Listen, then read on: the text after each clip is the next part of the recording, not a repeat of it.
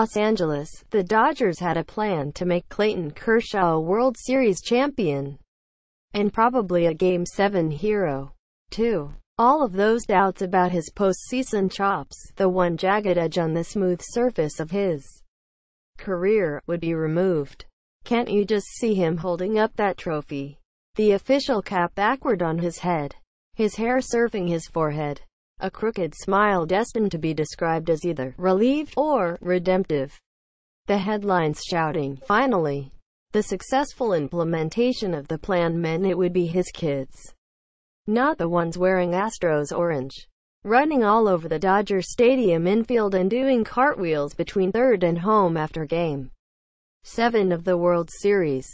It would be Justin Verlander or Dallas Keuchel, and not him, standing in the dugout 2 hours after the last out, surveying the detritus of a celebration like a child with his face pressed to the glass. If the plan had been executed, maybe one of his teammates would have proposed to his girlfriend on the field after the game. The plan: Yu Darvish for, say, 5 innings, someone else for 1, and Kenley Jansen and Kershaw for the final 9 outs. Split those final 9 any way manager Dave Roberts wanted, with the assumption that Kershaw stood at least a 50-50 chance of standing on the mound with his arms in the air for the final out. It's unfair and borderline irresponsible the way we insist on judging our best athletes by the titles they've won, as if the lack of a World Series or Super Bowl ring is a character flaw. Is Carlos Beltran a better player because he is now on the roster of a World Series champion? And is Kershaw, with his 3 Cy Young awards, somehow worse and less whole because he isn't? Perhaps most cruelly, Kershaw was unable to chart the course of his own destiny because Darvish got 10 outs total, split evenly, in 2 World Series starts. The Dodgers traded for Darvish at the deadline for moments precisely like this one. He wasn't needed for the regular season. He was in a Dodgers uniform to stand next to Kershaw and dare anybody to take a 7-game series, with the 2 of them starting 4. Instead of rising to the occasion, Darvish grabbed an engrossing World Series by the lapels and threw it out into the street. Enough of your compelling drama. You will sit here and watch 3 relievers come to the plate during 7 innings of fate being accompli. You will watch a man who has averaged 11 strikeouts every 9 innings throughout his 5-year career rendered unable to induce a single swing and miss from an American League pitcher with a runner on third and 1 out. You will watch the Dodgers treat the first 5 innings like a trivia question. What's the most runners a team can put on base without any of them scoring? You will suffer through the infernal noise emanating from the speakers hovering over center field, like the devil's head, noise for the sole purpose of creating more noise, even though the outcome had long ceased to be in doubt. And more than anything, you will be subjected to 3 solid hours of Astros catcher Brian McCann walking to the mound and back as if he were aerating the grass. I know he wanted the baseball, Roberts said of Darvish. I know he was prepared.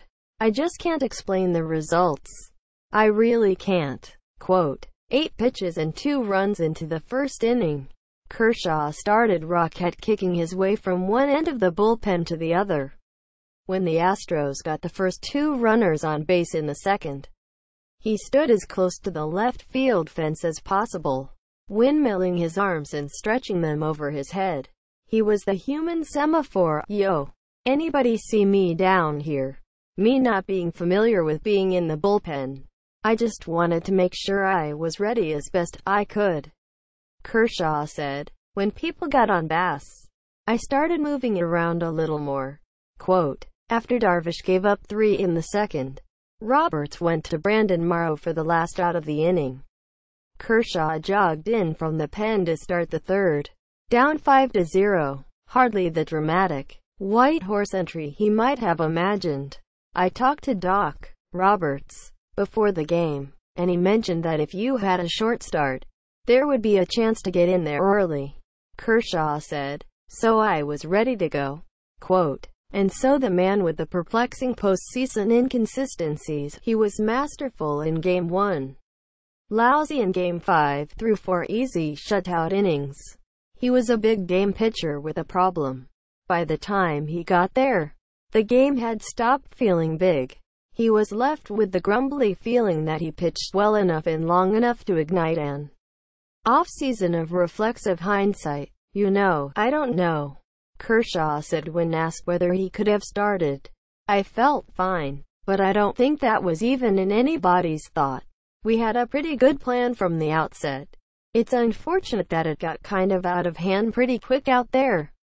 Quote, "It's too easy, and, in a cosmic sense, utterly pointless, to say Kershaw should have started.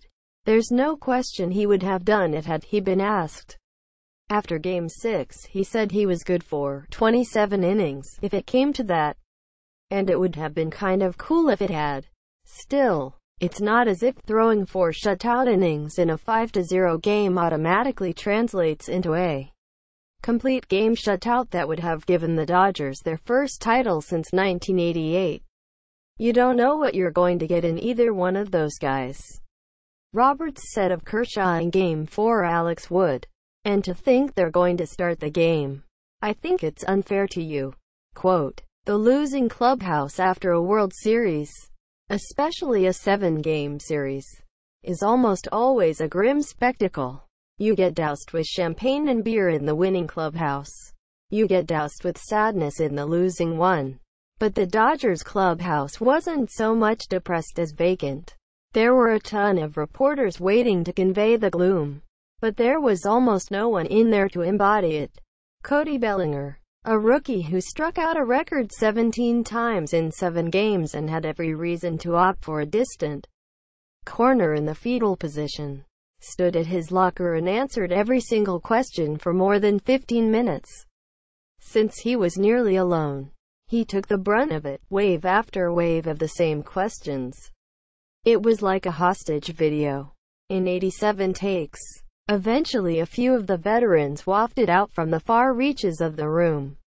Rich Hill, Brandon Morrow, Jansen, Wood, finally, Kershaw, clear-eyed but resigned. He refused any opportunity to look forward to better tomorrows.